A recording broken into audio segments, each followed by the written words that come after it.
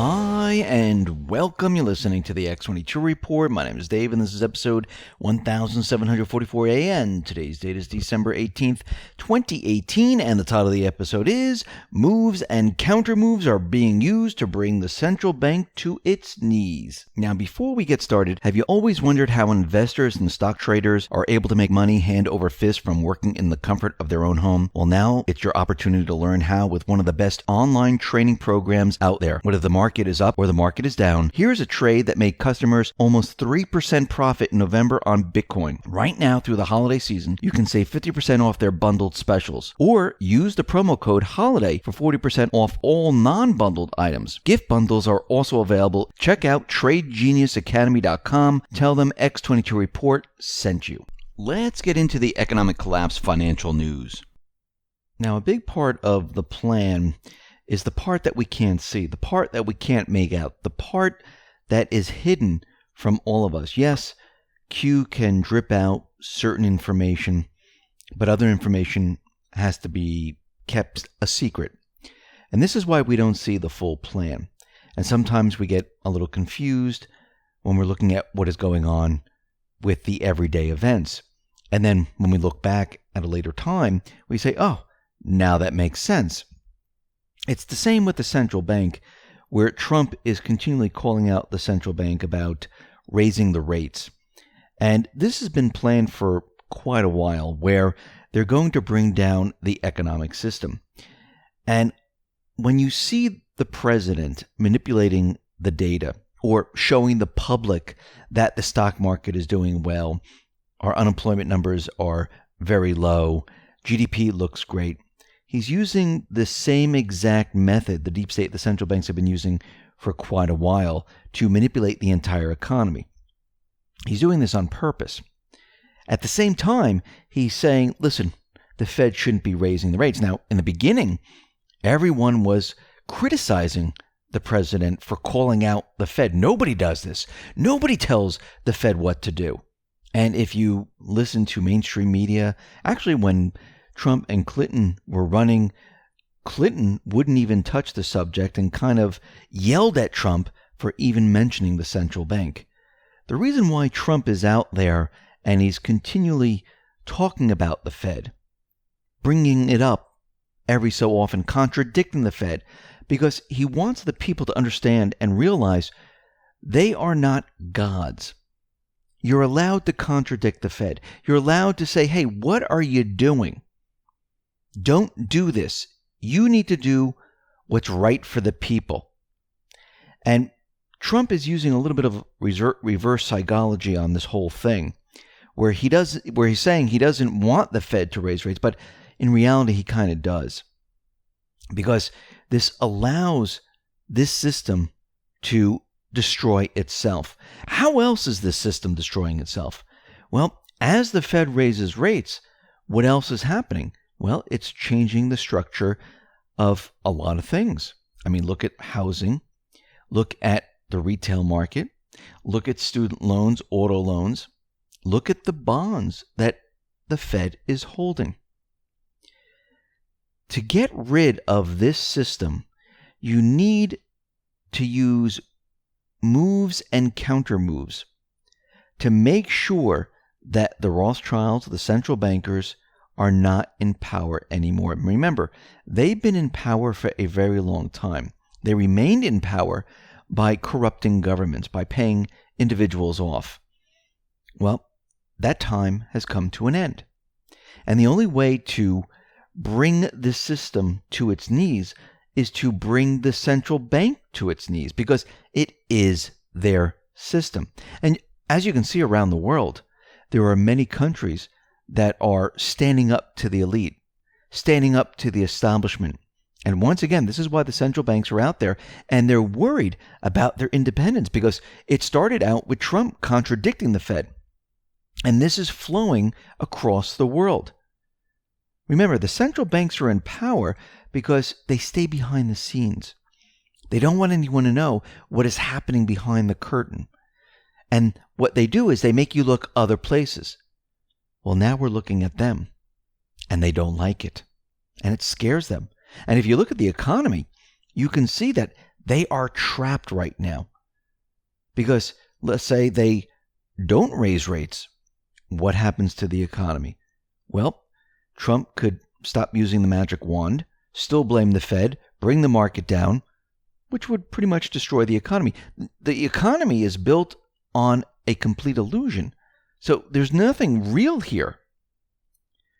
When you look at housing right now, you can see that new home, existing homes, starts, they're all dropping. Housing starts are down year over year for the second month in a row.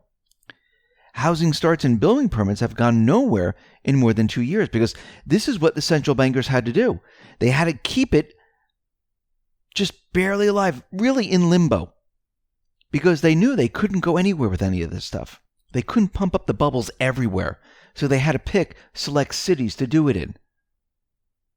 I mean, if you look out in Vegas right now, and we talked about this many, many times before, where this was going to spread across the country. Now remember, we've been following the economy, pointing all this out, so no one is shocked when this economy comes down. It didn't start in 2016. It didn't start in 2015, 2014. It started all the way back when the Fed took control in 1913 and then accelerated from that time forward. And in 2008, it really accelerated like there was no tomorrow. And since 2008, they've been keeping us in this gigantic illusion. And when you take a look at the different cities around the country, let's take a look at Vegas, for instance. And I remember going back a couple of years ago when people said, oh my God, the housing market is booming in Vegas. We don't see any signs of slowdown. But in the smaller towns and other places around the country, we did see this. And I kept mentioning that it hits one place, then it hits another place, and then it hits another place. And if you remember back in 2008, prior to 2008, the West Coast was hit in California. People were just walking out of their homes. The East Coast traffic started to die. And at the same time, Florida, Miami, well, the speculators were still speculating and they were still building and they didn't see a slowdown until 6 months later. Well, in Vegas right now, and this is coming from the Greater Las Vegas Association of Realtors, which shows 10,000 single-family homes, and they were on the market. And guess what? By the end of November, 7,000 of those homes had 0 offers, up 54% compared to 2017, and the highest number of homes in Las Vegas Valley to not get a bid in more than 2 years. That tells you something. It tells you something is wrong. The market is turning in the opposite direction. And there's a reason for this. The entire housing market was built on an illusion. Those people that purchased in the market when it was at the highest, they're going to have trouble selling because the prices are going to start to drop now. It's almost the same thing that we saw back in 2007 going into 2008.